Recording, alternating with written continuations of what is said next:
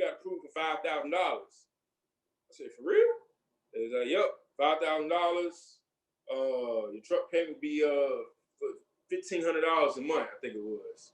So at this point, $1,500 a month. so at this point, what was the deal with the 3,500? Was that something? I know you said you didn't want to take that. So was that a separate deal altogether? Because they didn't want to give you the MCH option. I know you said they're looking to it. But what ended up happening between that and what MCH approved you for personally? Why you sleeping on us? Why you sleeping on us? No cap, we gon' have to make them believe us. Yeah, wake up, yeah, wake up, wake up, yeah. So they gave me 35. It wasn't. They didn't give me $3,500 cash. They wired it. Whenever I found a truck, they would wire it to whoever. So I told them about MHC, and they was like, well, MHC ain't on the list. I was like, well, is there a way we can get it approved? It was like, yeah, we can look into it. So I was like, all right. So they made some phone calls. They called me back. They was like, all right, we'll approve MHC. I was like, okay. So I went to, where did I go? Springfield. No, not Springfield. I was dealing with a Springfield manager, but the truck was in Knoxville, Tennessee. No, Chattanooga, Tennessee. Okay. So I went to Chattanooga. It was a Kenworth T680. They ran my credit. They was like, all right, well, you got approved for $5,000. I said, for real? They was like, yep, $5,000. Your truck payment would be $1,500 a month, I think it was. So at this point, $1,500 a month. so at this point, what was the deal with the 3,500? Was that something? I know you said you didn't want to take that. So was that a separate deal altogether? Because they didn't want to give you the MCH option. I know you said they're looking to it. But what ended up happening between that and what MCH approved you for personally? Well, they approved it for $5,000. They approved it for $5,000, and the company gave me $3,500. So all I had to come up with was $1,500. Okay, so at this point, you approved for the 5 plus you still getting the 35. No, I was approved for $5,000 down payment. Right. But you still get 35 from the company. So that's what you mean by you had to come up on your own with $1,500. Yeah, that's it. So they ended up wiring the money, and I came with the $1,500, and I had my first truck. But I'm still leased on to the carrier, and they want their money back. So they said I was at a 75, 25 split. So they was like, yeah, we can do $100 a week. I was like, nah, I'm not doing $100 a week to pay that $3,500 back. I can be here forever.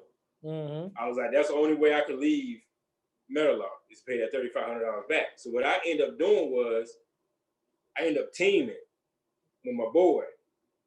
I went teaming. So I got the truck. How was the teaming like, by the way? Never again. Never again. But it was a great experience. This is my first time going to the West Coast, playing around, teaming. But I'll never do it again, though. Okay. But I ended up paying that $3,500 in a month. So, but me and him, we got into it. You know, it didn't work out. I was having all these issues with the truck. I'm talking about, I was in the shop every week. Are y'all still boys, by the way? Did y'all get past that? Nope. Still ain't cool. Nope. Yeah. Huh? It ruined it. Yeah, I'm good. Yeah, we still ain't cool. I don't know. Okay. But the truck was having issues every single week. You know, me, the kind of guy, the way my mom raised me, I don't let people walk over me like that. So it was a lemon truck, pretty much. It was having a lot of death issues and stuff like that. It got to, I know I paid, the first breakdown, I paid for it. But when the second breakdown happened the following week, I said, nah. I started calling MAC. It was like, hey, man, I'm having issues with the truck, man. A breakdown, I had my first breakdown, I paid for it. Now I got another breakdown the following week. I ain't paying for this, man. You know, so they started paying for the breakdowns. had my first breakdown. I paid for it. The second breakdown, they paid for it. Got out the shop. And I was, every time I was at the shop, it was at least minimum 3 days. So we in a hotel. Sometimes I stayed in the dealership because I didn't want to pay for the hotel. Because like I said, I ain't really made no money because I was always in the shop. So there was times where I slept in the dealership. They let me sleep in the dealership. Sometimes I get a hotel. It just depends, but it started being a weekly thing. The manager would pay for it. Yeah, they pay for the second one. They pay for the third one. They pay for the fourth one. And then I was like, look, man, y'all gonna keep paying for it? And I was like, that's on y'all. Y'all the ones paying for it. Then eventually I was like, look, man, I ain't gonna keep doing this, man. This is getting crazy. So I end up Googling, on Google, and looked up headquarters, MAC. Call MAC headquarters in Kansas City. Got the phone number to the vice president. Well, the vice president's secretary. So I was like, look, I need to speak to the owner of this company, the president. I said something like that. They're like, what's going on? I'm like, look, one of y'all's places sold me a lemon truck, and I'm in the shop every week. So eventually, I say, look, he needs to call. They kept saying he was in a meeting. I was like, look, he need to call me. I was calling him every day. I guess they finally got tired of it. So vice president ended up calling me. He was asking me what was going on. And I was telling him, like, look, man, I'm in the shop every week with this truck. Y'all sold me this truck. I kind of threatened them with lawyers and stuff like that. Ooh, this, and he tried to come up with a solution. So he ain't never called me back. You know what I'm saying? So I called the secretary lady back again. I was like, I don't want to talk to the vice president. I want to talk to the president. Where the president at? They were like, what's going on? I was like, y'all, I'm the same person I be calling every day. Vice president called me back. You know what's going on. Like, I ain't got time to play games with y'all, man. So the president finally called me. He told me, what can we do to resolve this issue? I'm hearing something about lawyers involved and stuff like that. I don't want to go that route. What can we do to resolve this issue? You can either, they was like, well, we can pay for the truck and wipe you clean, or we'll find you a new truck. Me, I don't give up. So I said, look, find me another truck. So he got in contact with the management in Springfield, Missouri, and they ended up finding me the truck I have now, the blue truck. Fully loaded, came with APU, had 500,000 miles on it, came from a big company called Transplace.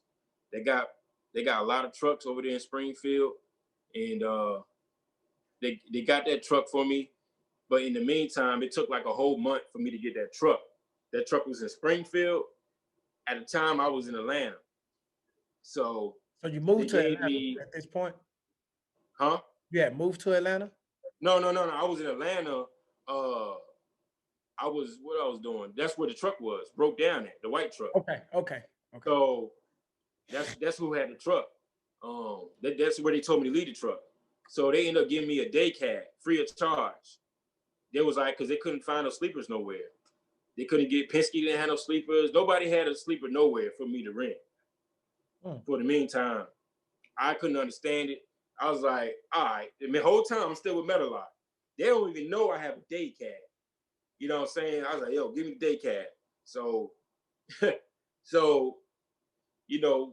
did what I had to do, So I'm out here riding around with a day cab, going from Virginia, Atlanta, Florida with a day cab. I don't care. How did you do this, money, man? How did I got a day cab? My first truck, as you know, is a day cab. I got to sleep a nap. How did you do this with a day cab?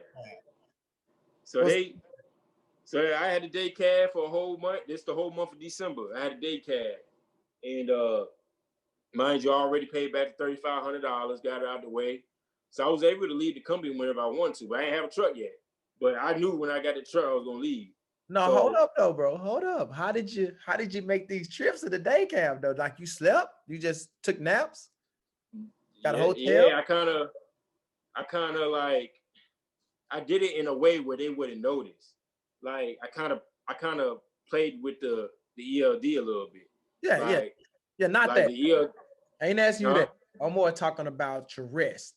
How was you able? Did you get a hotel or did you just sleep, take naps in the truck? With the day cab? Yeah. Oh no, I was finding loads. At this point in time, I was booking my own loads. So I was sometimes I would take a little nap on the rest area. Sometimes I would find loads to deliver. I would just find loads to deliver next day. You know, so if I was going to Atlanta, I would pick up a load in Virginia, and I would just get up the next day early in the morning and run to Atlanta. It only took me about from Virginia to Atlanta. It took me like 8 hours, I think it was. Okay. It was like 8 hours. So I was kind of like taking naps at rest areas. I was never getting no hotels. I would take little naps in the day cab, and then I would come back. But I was just doing what I had to do, man. You know, I had bills stacked up, and I had to do what I had to do. And I was playing around with the ELD because they had it where it's set up where you can only run 200 miles on PC. So I would try to max out my PC. Yeah. You know what I'm saying? Yeah. Enough. And then I'll use the rest on regular time. Sometimes I will unplug the ELD. You know what I'm saying? Well, no, let me change that up. Okay. That wasn't it. I didn't have an ELD in that truck. This what happened was the day cab. Oh yeah, because it's just, you just got it. They just bring it to you. Yeah, they wanted me to install it. They wanted me to install an ELD in the day cab. And I told them, no, I ain't doing that because they ain't my truck. Right. They didn't know I had a day cab though. Right. They told me to bring the facilities and so the whole time I had a day cab, I was running on paper logs. Okay. I was running on paper logs. Well, I wasn't keeping up on paper logs. I was just running. You know what I'm saying? I was just, messing around here and there because I knew nobody was gonna mess with me because I had a newer truck. So I was on paper logs, and probably like a week before they called me up and said, "Hey, we found this blue truck. You want to look at it?" You know what I'm saying? I never really went to Springfield. I never went to Springfield to look at it. I already knew I had them by the balls. I got the blue truck, which is the one I still got today. And I leased on to, I wanted a little bit more control and more money. So I leased on to my next company, Suntech. Why you sleeping on us? Why you sleeping on us? No cap, we gon' have to make them believe